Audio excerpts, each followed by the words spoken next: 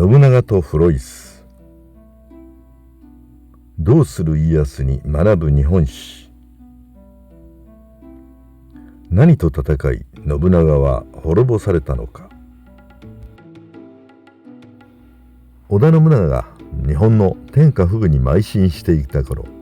キリスト教カトリックが宣教師によって日本へ広められた。その宣教師の一人がルイス・フロイスだが、カトリックは瞬く間に日本に広まったために、信長はある決断を下した。信長とフロイスの関係を詳しく見ていこう。仏教もキリスト教も日本古来の宗教ではないが、日本に伝来して広まった。仏教は特定の国の帝国主義と結びついてはいなかったが、キリスト教カトリックはスペインとポルトガルの帝国主義と結びついていた。スペインとポルトガルはキリスト教を布教すると同時に世界各地に植民地を広げた。例えばフィリピンは征服されて植民地となり、スペイン国王のフリッペ2世の名前を国名に付けられている。当時はポルトガルとスペインの間のトルデシャリス条約によって日本はポルトガルが支配して良い国になっていた。織田信長は堺に渡来したポルトガル人から鉄砲や火薬の原料となる硝石を手に入れた。そのため当初はイエズス会の宣教師たちとも友好的に接して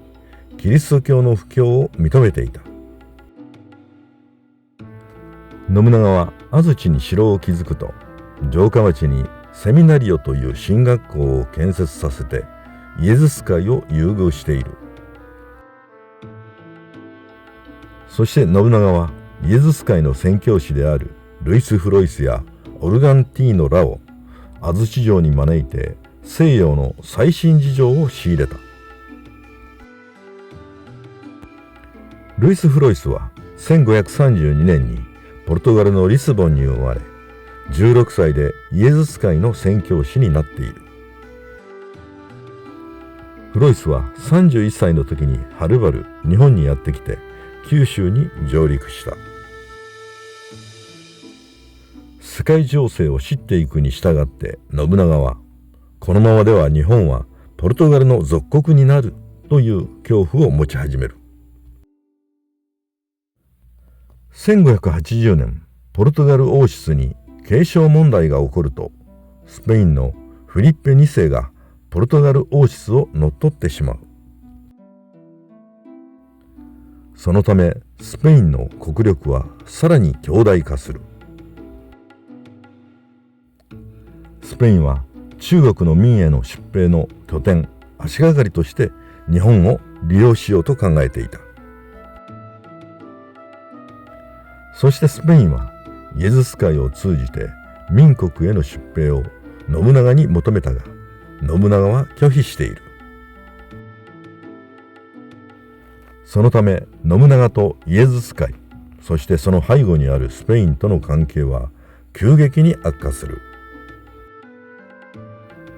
カトリック教会のバックには十字軍という強力な軍隊組織が控えていた。当時の日本には30万から70万人というキリシタンと50人近いキリシタン大名がいた。京都を中心に勢力を拡大していた織田信長だが、軍事的に数の上ではキリシタン勢力と拮抗していた。つまりスペインをバックにしたキリシタン勢力と手を結んだ勢力はいつでも信長にとって変わることができる状況にあったのである。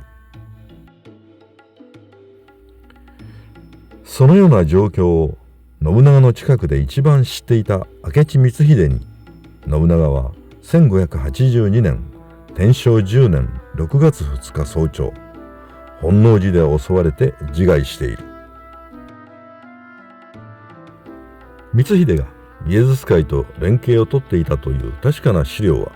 現在のところまだ発見されていない。しかし日本の植民地化を狙うスペインが日本の統一を進める信長を排除しようとしていたことだけは確かである。イエズス会がナンバー2の明智光秀に何らかのコンタクトを取ったことは十分に考えられるのである。光秀を天王山で撃った豊臣秀吉は5年後にはバテレン追放令を出してイエズス会の宣教師を国外へ追放している。そのためルイス・フロイスは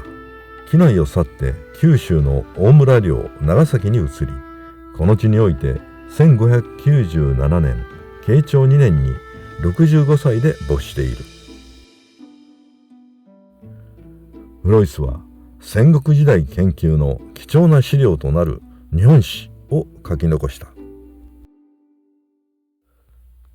信長の印象や風貌、会話のやり取りを鮮明にフロイスは記述していて興味深い。それはともかく信長の意志を継いだ秀吉はスペインの魔の手から日本を守ったのである。その後江戸幕府を開いた徳川家康もキリシタン禁止の政策を踏襲した。織田信長は列強の脅威と戦い中途で滅ぼされた。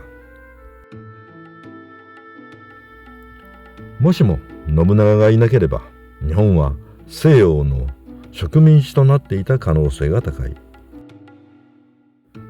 信長に対する評価や明智光秀が信長を討った動機もまだまだ謎の部分が多いことは確かである。しかし織田信長は途上で倒れたが、意志を継いだ豊臣秀吉と徳川家康によって日本は西洋の列強の植民地となることから免れたことだけは確かである。